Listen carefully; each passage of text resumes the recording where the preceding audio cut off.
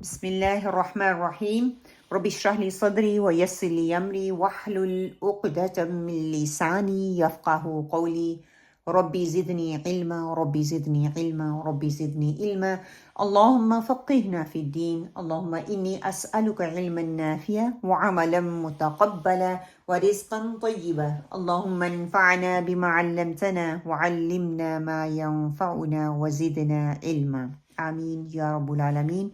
Alhamdulillah, today is the third week and we're going to learn about Sifatul Haroof, the characteristic of the letter. Is the third pair today we're going to do, which is Isti'ala, elevation, Istifaal is lowering. Yeah. So first of all, we go to Isti'ala, the linguistical definition is the elevation. Where we need to do this elevation is back of my tongue. That the tajweed definition. That you should know the isti'ala mean is elevation. And the tajweed definition or applied definition we need to focus on. The elevation of the back part of the tongue to the roof of the mouth. As a result, the sound is also elevate.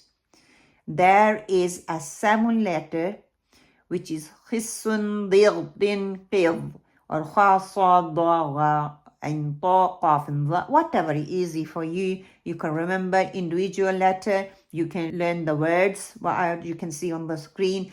These are heavy letter. We always been learning fat letters. Yeah, these are the fat letters. It's called isti'ala letters. When we pronounce this letter, back of my tongue should be raised, roof of the mouth, or the back of the tongue should be raised to the soft palate. Istifaal is opposite. Linguistical meaning, what I say is that lowering. That one, isti'ala is elevation, raising up.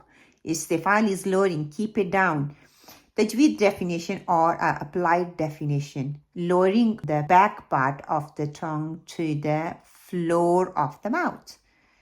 As a result, the sound is not elevated. So my tongue stay relaxed. Is not the back of my tongue raised up to the soft palate. The letters, rest of the letter are in istifaal, except then 7 letter which is in isti'ala. Rest of the letter are istifaal. When we pronouncing the rest of the letter, my tongue supposed to be stay relaxed from the back and the middle. It means my tongue stay relaxed when I'm pronouncing the rest of the letters. Elevation, isti'ala letter, we need to look at first letter is a ta. How we can pronounce this letter? The back of the tongue is elevated to the roof of the mouth. Look at the position of the tongue, and we very clearly and in deeply we have been learning this makhrij when we did the makharij al-haroof. Yeah, so it's just this is a kind of revision. The second point, there is narrowing in the epiglottis. The red mark I underlined it, a little arrow there. This is epiglottis. Yeah. And as a result, what happened? The sound is also elevate. And the mouth is filled with echo. Why? Other sifa applied as well. I don't want to talk about that. Just for now, we're talking about the isti'ala. Back of my tongue raised up. Okay. The narrowing happened in my epiglottis or in my throat. And what happened when is the narrowing happened? So elevation of the sound. Yeah, so sound elevate, and then what happened? The sound trap between the tongue and the soft and hard palate. The ta makhrij, where is the tip of my tongue touching to the upper gums, upper front gums. So all the letter which is isti'ala letter, Hissun Din Qid, have the sifa of elevation or isti'ala. Same with the dal and the ta.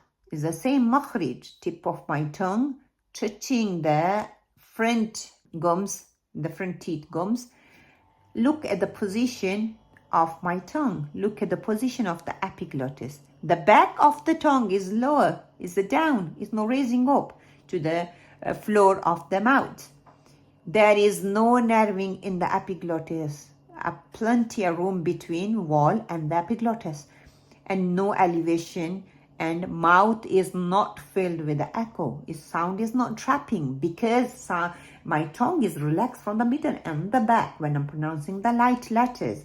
So once the letter qiz are taken out of the alphabet, the rest of the letters have the sifa of lowering. The back is Istifaat. At the end, inshallah, I will give you a few tips as well how we need to pronounce the isti'ala letters. There are 7 letters. 4 of them, they got the sifa of itlaq, which is we read inshallah next week. Just small point you need to write it down in your notes is ghain, kha, and the qaf. When these 3 letters come with the kasra, it's called tafkhim nisbi. And there's still isti'ala in there, still mufakhama, yeah, but is lighter tafkhim in it compared to the other letters, because just my back of the tongue raise up for these 3 letters, and these letters come with the kasra. Others 4 letters come with the fatha, dhamma, kasra, is the same tafkhim in there. It's just these 3 letters, when they come with the kasra, they got tafkhim nisbi. And other point as well, when we pronouncing the isti'ala letter, please do not circle your lips. When we circle our lips, we giving the sound of the wow sound, yeah.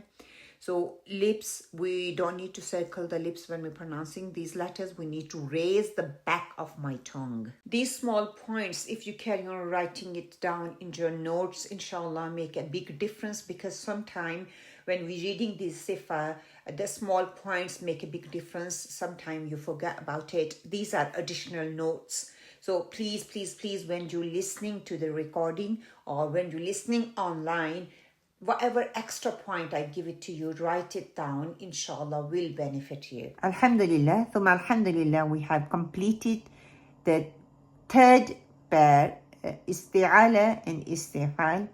If you got any question, I give you the 10 minutes, inshallah, you can ask me the questions.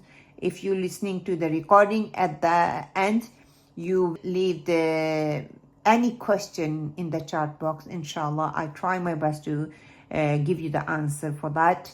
سبحانك اللهم وبحمدك نشهد أن لا إله إلا أنت ونستغفرك ونتوب عليك وقولوا قولي هذا واستغفر الله ولكم آمين يا رب العالمين. السلام عليكم ورحمة الله وبركاته.